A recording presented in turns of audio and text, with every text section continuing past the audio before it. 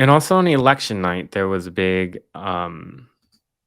well, what is a hate crime hoax. There's a lot of those that happen in Portland and across America. I would say that's the real epidemic we deal with. I think for the number of people there are in the United States, the number of hate crimes are actually pretty low, um, given how diverse our society is and how divisive many activists are and are trying to divide people based on race and a number of other things.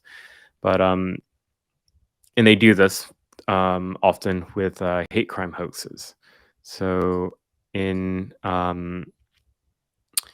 this is on election night.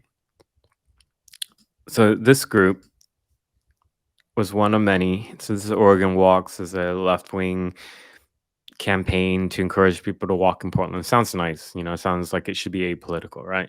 But they put out this thing that they said it's unfortunate that we have to share a message like this on election day. Please be safe tonight and share with your networks. And the letter that they wrote says at least two black-led orgs in Portland received emails threatening election day violence from a self-described white supremacist group. Threats included shooting at local businesses in Southeast Portland and targeting black people. So there's been a number of hate crime hoaxes in Portland before. Back in 2019, I reported on how there were claims that Proud Boys were going around in red trucks and killing people. Of course, the dead people never materialized, but nonetheless, the claims became a true panic.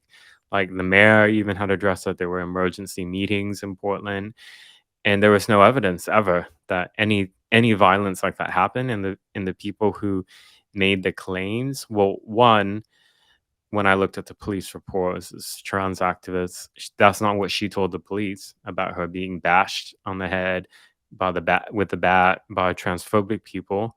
But she had this very elaborate story in a GoFundMe campaign and made lots and lots of money from gullible white leftists in Portland and beyond.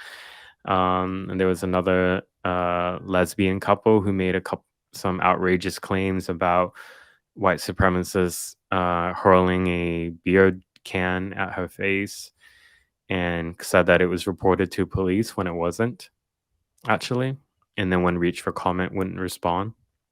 Yeah, you can look up that story. It's on New York Post back in 2018 if you Google my name. Anyways, so this is kind of a similar hoax that happened. So this email was sent to several racial activists, left-wing race activists in Portland. I'm gonna read part of it. I had to censor a lot of it, but yeah, like people actually believe this is real in Portland. So this is the email.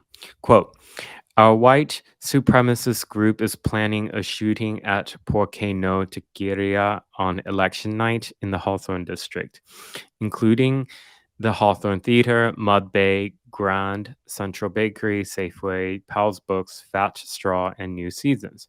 We know you guys helped BLM steal the election to kick Trump out of office because of George Floyd and his family. Damn N-words. Glad that demon was killed by Derek Chauvin. Our group is planning some other events that night too, like killing some murder-hungry N-words in North Portland, including shootings at the Baghdad Theater and other places in the Hawthorne district. Before I forget, this is a political attack, like what happened to Paul Pelosi recently.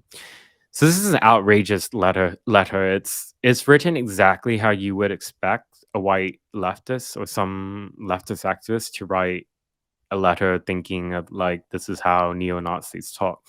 So if you look at the court evidence of far-right neo-Nazi groups that are actually prosecuted for making death threats and threats of violence that are racially motivated or hate motivated somehow, you can see that they don't talk like this. This is how somebody writes a bad script to some leftist show. It would be written like this,